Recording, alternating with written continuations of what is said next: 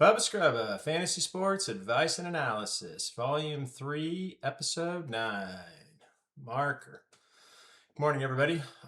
We are now going to do our follow-ups on the preseason divisional previews that I completed last week with just some digest, week one digest based off of what's been going on in training camp and based off of the first round of preseason games. So without further ado, let's get into it.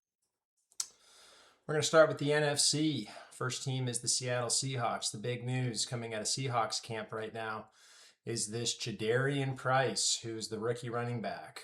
He's been injured, and apparently the coaching staff has basically said that they foresee once they're back to full strength, and that includes Zach Charbonnet coming back, that there will not be a bona fide number one running back, that they will basically have two or three guys that will split the load, a hot hand situation, etc. Obviously, not the best news for Jadarian Price. When you're injured, especially as a rookie, you need as many reps as is humanly possible. If it turns out that this guy can't keep up in pass pro, or what have you, then his role is not going to be very large coming out of the gates. That being said, they used a first round pick on him. So I would expect that he would still get the first crack.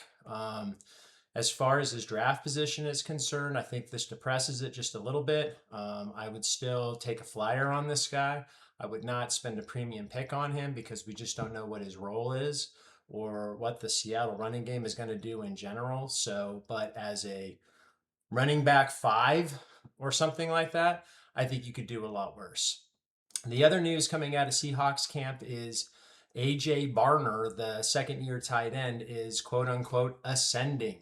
So I think he had 6 touchdowns last year, kind of working his way into potentially a low-end tight end 1 position. Right now, if you have 2 tight ends, if you want to roster 2 tight ends, I would have somebody else that you would be your bona fide starter every week, and then this Barner would not be a bad backup piece. We'll see how this shakes out. San Francisco 49ers played their first preseason game yesterday and rested all of their starters. However, they did play this Deshaun Stribling, and this guy showed out. He had 6 catches and basically showed off the wheels. He showed off that physicality. I mean, there was one catch in particular where he makes the catch along the sidelines. Instead of going directly out, he curls back in and looks for extra contact. Got a few extra yards there. Also made a few contested catches where he went up and just showed amazingly strong hands. So I don't know what else to say about this guy right now. He looks like he's the 3rd wide receiver. We'll get to Deebo Samuel in a second here. Mike Evans is the unquestioned starter at split end. Now that Deebo's in camp, he's going to be the starting flanker more than likely, and take advantage of that pre-snap motion, potentially line him up in the backfield for carries. But this Stribling is showing that he can play either position, it looks like. He has the size and the physicality to play outside, and he also has the wiggle to potentially play the flanker position. So if Deebo or Mike Evans miss time, I think that this Stribling definitely steps into one of the 2 starting roles. I think they're basically coaching him up to be interchangeable there. And is worth definitely now. He's on the drafting radar.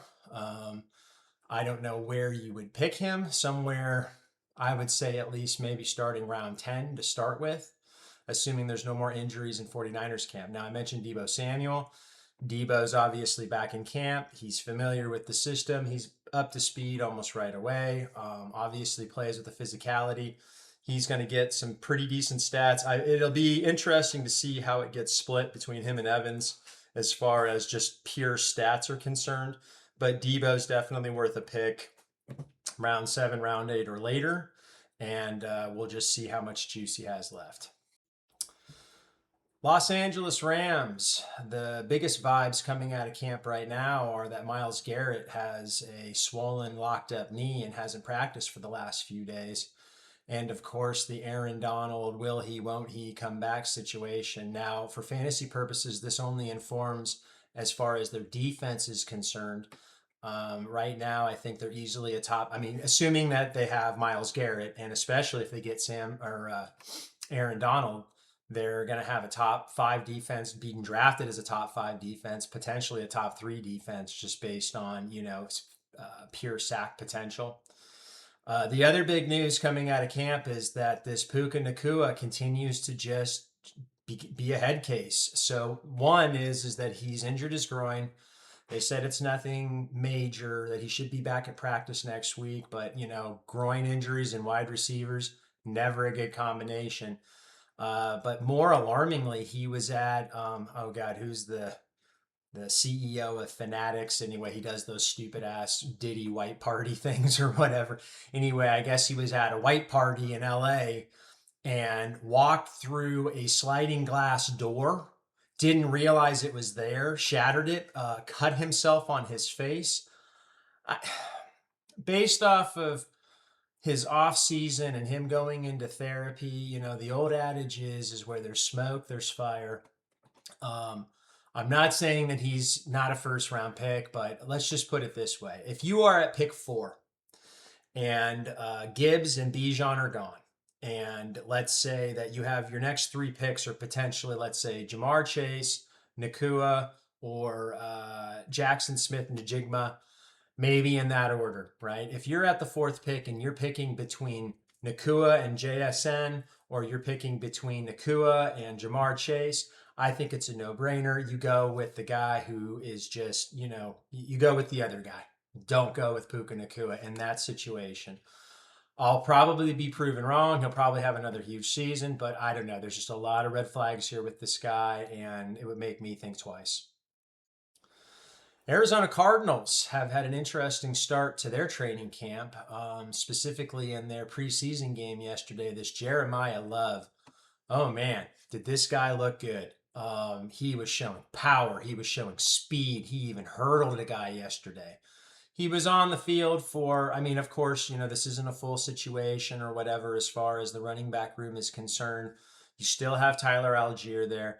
You have James Conner coming back. You even have this Trey Benson, but both of those guys are injured. I don't feel like they're really anything to worry about, at least to start with. But this kid looked like, he looked the part. I think his draft stock is now going to rise. You're looking at probably a high 3rd, maybe low 2nd round pick based off of just what happened yesterday alone. Tough to project, but I would assume at this particular juncture that this guy's a shoo-in for the first 2 downs, potentially a 3rd down role as well, considering that yesterday he was playing on 3rd downs. But I do think this Algier will spell him, and you're probably looking at Algier getting at least some of the short yardage work, 4th and 1, or goal line reps. I don't know. We'll see how that shakes out. But I think that this Love is showing enough burst, enough, he just looks studly. He's passing that eye test. So, I think his draft stock now creeps up. If you want to use a pick on him, I think depends on your strategy. If you're at the end of the 2nd round and you don't like Achane, if you don't like Omariah Hampton, and you want to maybe go with somebody with even more potential upside, I guess you could do worse. The other news out of Cardinals camp is the ongoing Marvin Harrison, Michael Wilson battle. Both of them looked pretty good yesterday. I don't think that one of them has necessarily separated themselves from the other, as far as, in the passing game pecking order. And of course, Trey McBride still lurking. So we could be looking at another season, assuming that everybody's healthy, of these guys capping each other's upside. Dallas Cowboys camp has been pretty quiet. Pretty much the only news that we've heard about is kind of the George Pickens contract saga. Everybody wants Jerry Jones to sign him. Now, Jerry Jones just signed Quentin Williams to, like an all-time defensive lineman, to like an all-time, contract. So debatable about how much money is actually left over for somebody like Pickens. I wouldn't be surprised if they let him just play out his contract. Doesn't necessarily change his draft status. You're getting him somewhere maybe in the mid to late 2nd or 3rd round. But maybe potentially if he doesn't get that new contract, he could have a chip on his shoulder. I don't know. Again, I don't think it changes anything, but just really not that much news coming out of Dallas camp right now. Washington football team, another team that just not a lot of news. Really, the only thing that I've really kind of read about or heard about is that Jayden Daniels is taking more behind center, under center snaps as opposed to out of the shotgun exclusively. Of course, this is going to help with potentially running more play action this year. But by all accounts, he's looked good. He's looked solid. And again, I feel like this guy is a potential major bounce back candidate and a potential sleeper, QB1 sleeper that you can get at a discount. Philadelphia Eagles camp, again, somewhat silent. The big news, or the only news that that's of mention, is the wide receiver position. Both DeVonta Smith and Mekhi Lemon are both injured, both with hamstring injuries. By all accounts, nothing serious. Of course, DeVonta is the lead dog in this offense, but they both kind of play the same position. I'm assuming that DeVonta is going to be playing more in the flanker and Lemon more in the slot. And maybe interchanging between the two. Neither of them has the prototypical size or body to play the split end position. So again, I think DeVonta is still primed to have a pretty good season. We're looking at potentially 90 catches, 1,300 yards, 8 touchdowns, I think is a good baseline for him. A lot of news coming out of the New York Giants camp. So first and foremost is the ongoing Malik Nabers rehab. He's been practicing. By all accounts, will be ready for week 1. I think it's just a matter of, is Jackson Dart going to be able to support this guy as a true number 1 receiver? When Dart came on last year, Nabers was hurt. So to see, what kind of chemistry they have in maybe a preseason setting, I think they're playing tonight. So we'll see how that goes. Speaking of Jackson Dart, still not shying away from taking the hits, and everybody the coaching staff, the defense, everybody pleading with this guy, please slide, please stop looking for contact. Now, to his credit, I have to say, he did say something like, I'm going to try to slide more, except for if I'm within the 5-yard line and I'm trying to punch it in, I'm going to truck somebody. I'm going to run somebody over. Really hard not to like, especially a quarterback with that kind of mentality. But you're looking at, a potential concussion case. I mean, unfortunately, with the way he plays, he's going to take some big hits, I think, this year. So tough to depend on him as a QB1. I think this is more of a situation where if you have 2 maybe middling QBs, you don't really know which one to start. Like, for instance, you have, let's say, Kyler Murray, and then Jackson Dart would be a very good kind of second guy, backup guy, and, see which one, if either of them makes any noise, if you are fading the quarterback position. The other position to watch here is the running back position. This Cam Skattebo, coming off of that gruesome injury last year, by all accounts, has been running with the first team offense. However, Tyrone Tracy has gotten first down reps, and it would not be a surprise to see Tracy, have his moments in this offense. I do think that the Harbaugh offense can support 2 running backs, 2 talented running backs. With Skattebo coming off of injury, I potentially think he might be a little overpriced while Tracy's a little underpriced. So for me, I always buy the underpriced guy and, hope for the best. A lot of interesting news coming out of the Chicago Bears camp. First and foremost is this Luther Burden has a significant groin injury and is going to miss a month of action. So that's going to wipe out his whole training camp, his whole preseason, basically. The fact that this guy was a rookie and only really came on in the second half and playoffs of last year, it's not necessarily great for him. Of course, you would want, as an ascending player, as a guy who's trying to take over as the wide receiver 1 in this offense, you would want to see him put in a full training camp and get all those reps. Talent alone dictates that he probably should be fine. This depresses his draft position, I think, a little bit, obviously. This guy was going in around round 4 or so. I think that pushes him back just a little bit, even if he is ready for week one. Groin injuries are tricky, especially for wide receivers. I think the other news that came out of Bears camp that I thought was great was that Caleb Williams came out in an interview and said, we want to be the highest scoring offense for a season, put up the most points in an NFL season this year. And so that would be trying to take out the 2013 Denver Broncos. And I think the next highest offense was the 2007 New England Patriots. Either way, it's hyperbole, of course, but it's great to hear, a quarterback say that we want to score the ball a lot this year. A lot of it's going to, depend on if Ben Johnson is going to, throw the ball more.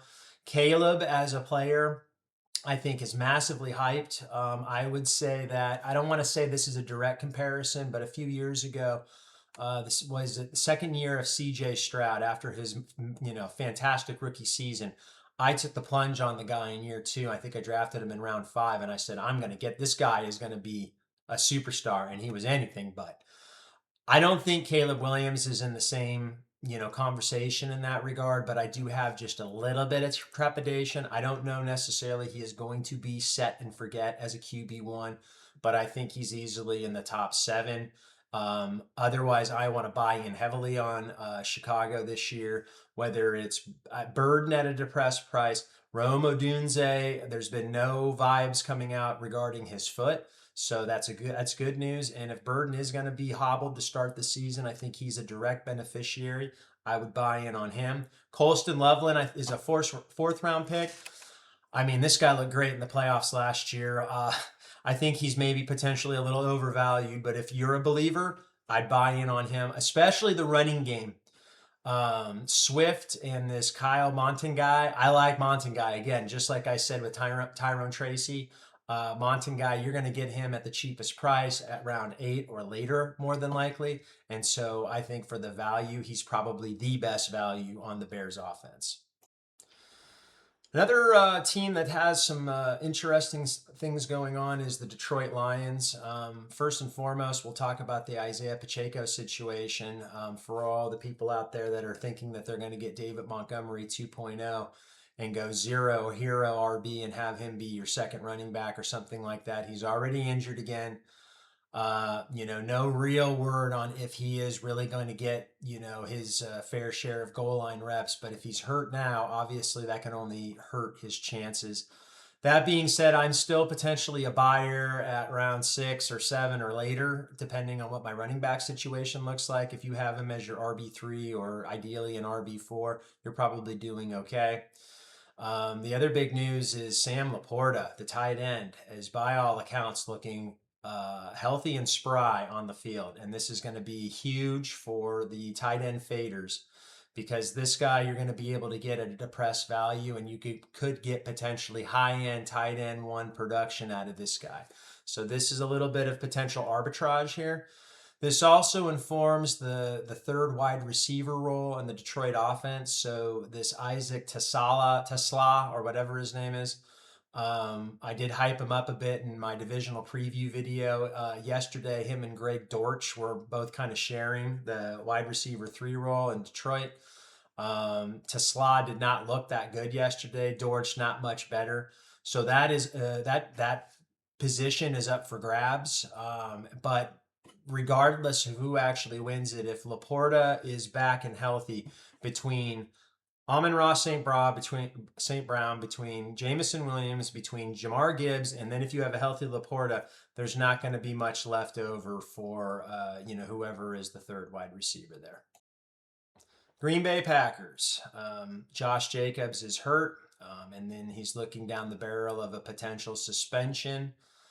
This depresses his value a bit. I think he was being drafted in about the 3rd round. I think this may be potentially to push him back to the 4th or 5th round, depending on how significant the injury is. We don't know what his suspension situation is going to look like. Is it going to be 2 games, 1 game? I don't know.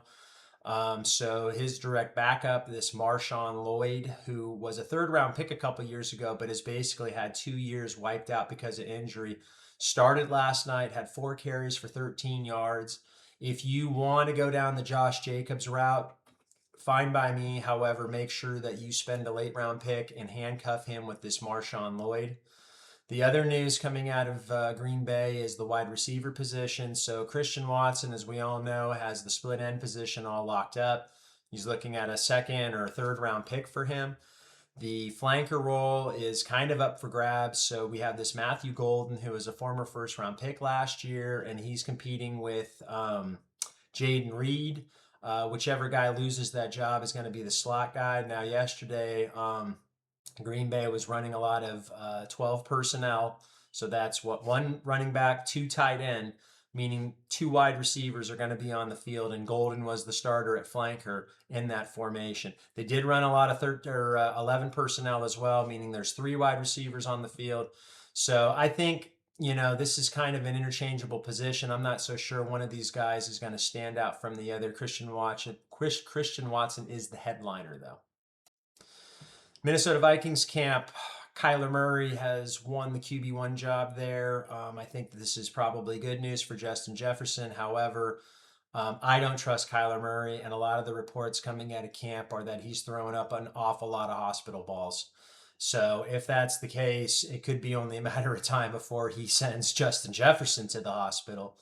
I think Justin Jefferson was already being faded a lot of drafts. I mean, late first round, early second round. I mean, if you could get Justin Jefferson in the mid to late second round, I don't think it's going to happen. But if you can get him in like the mid second round, you're doing pretty good. I just don't have a lot of faith in Kyler. Of course, he still has the running game. He can run the ball a little bit. We'll see how that shakes out in this offense. But he is now the starter in Minnesota. New Orleans Saints camp has been dominated by another Jordan Tyson injury. He's their top 10 first round pick that was going to play wide receiver opposite of Chris Olave. Olave got his big contract. And so this Tyson was, kind of a popular breakout or, sleeper pick as a rookie because of his just raw physical tools. But the book on this guy is he's always injured, and he's injured yet again. If this bleeds over into the regular season, I think he's a perfect, last round pick, and then put him on the IR if your league has an IR space. And just see what you got when he comes back later in the year. The other news is Alvin Kamara has settled into, it looks like, the third down role. So Travis Etienne first and second down, and Kamara third down. I think in reality, it's going to shake out kind of like 2/3 of the time. It's going to be Etienne on first and second down and Kamara on third down. And then the opposite, I think Kamara will still get first and second downs, some of the time. And Etienne isn't a lock to come off the field in third down all the time because he is a capable receiver. Etienne has the higher price tag. Therefore, I prefer Kamara. I think Kamara still has juice. I think a lot of people are fading him, and you could do a lot worse as, like, let's say a running back 4 on your roster and could end up having a starter at some point, or maybe even trade bait. In Tampa Bay Buccaneers camp, the biggest news right now is the kind of ongoing Bucky Irving saga. Coming off of all the injuries he had last year, most fantasy drafters are thinking that they're getting a 3-down stud. I don't think that's the case. I think it's easily projectable that he's going to get most first, second down carries. Kenny Gainwell, I guess he's going by now, is the third down back. Of course, Gainwell is not known as a rusher at all, so he is going to be on the field for pretty much every passing down, which is going to severely cap Bucky Irving's upside. And then you still have Sean Tucker waiting in the wings for potential short yardage and or goal line work. And don't forget that Tucker did have a 3-touchdown game last year. So I think Bucky Irving is being overdrafted. I'm probably staying away from this situation completely. Maybe I would take a chance on Gainwell just on a point per reception basis, getting a lot of catches, potentially. I don't know. But I think it's kind of a 3-headed monster. So, of course, a nightmare for fantasy. The other news is the wide receiver position. What's his name? Egbuka, the de facto number 1 there, is injured. He was also injured a lot of last year. This depresses his draft position, I think, a little bit. Tampa Bay, they have some interesting players like this Jalen McMillan, of course, Chris Godwin. At this stage of his career, Godwin is really playing out of the slot, I think, exclusively. He is not big enough or fast enough to play split end, and he doesn't have the wiggle or just the versatility to play flanker. I think one of the more interesting prospects on this team is this Tez Johnson, who is more of a kind of a deep threat on this team. He could very well potentially play meaningful snaps depending on McMillan has a checkered injury history. Egbuka has a checkered injury history. Godwin has a checkered injury history. We got to throw it to somebody. I think there's a worse way to spend a late round pick than to get this Tez Johnson potentially. Biggest news coming out of Atlanta Falcons camp is it's not a quarterback battle because by all accounts, Tua Tagovailoa has won the QB1 job, and Michael Penix is still working his way back from his partially torn ACL. Obviously, with Tua's concussion history, it's not a foregone conclusion he's going to play the whole season. You're looking at a guy who, in the face of a significant pass rush, gets happy feet because he doesn't want to take a big hit. He has declining arm strength. I think this severely caps the value of not just Drake London, but the rest of Atlanta's pass catchers. Kyle Pitts could be the biggest beneficiary this year because of more of a short passing, maybe check down kind of role. Although I've been burned so many times by Kyle Pitts in the past, so that's going to be another major storyline is will he be able to follow up last season? Also, potentially, how does this affect Bijan? If they're going to stack 8 in the box, but Bijan is such a special talent. But I think that kind of moves him into not the first overall pick, but second overall pick. I think, just kind of some of the question marks in Atlanta right now. Carolina Panthers camp has been dominated by Chuba Hubbard being injured. He just got hurt a couple of days ago, and by all accounts, this Jonathan Brooks, who is a lot like this Marshawn Lloyd, got drafted a couple of years ago, high pick, like second-round pick or something like that, and has missed 2 years because of knee injuries, and now he is looking at being the #1 running back in Carolina. In my divisional series, I hyped him up, and then I thought about it afterwards, and I said, man, I kind of spent a lot of time on a guy that's probably not that great. But now looking back, this looks like this guy could be a potential huge steal. His draft status is going to rise now. But I think you're looking at round 8, maybe, or later, depending on how he looks in the preseason. And I think they're playing their first game tonight, and I think he's going to be starting tonight. I'm going to be looking at this guy very closely to see how quick he is, how much power he has, if he's shying away from contact, and if he looks like he's, looks the part.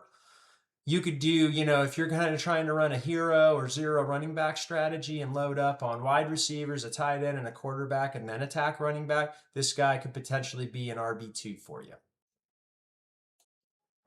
Well, that wraps up our NFC Digest. We're coming up on 30 minutes here, so I'm not going to be able to fit the AFC in on this video. I'll do that one another day. But again, appreciate the people who are watching my videos. Please comment. Please ask questions. I'd be more than happy to give advice or bounce some things off of each other, whatever. So I'll talk to you guys soon.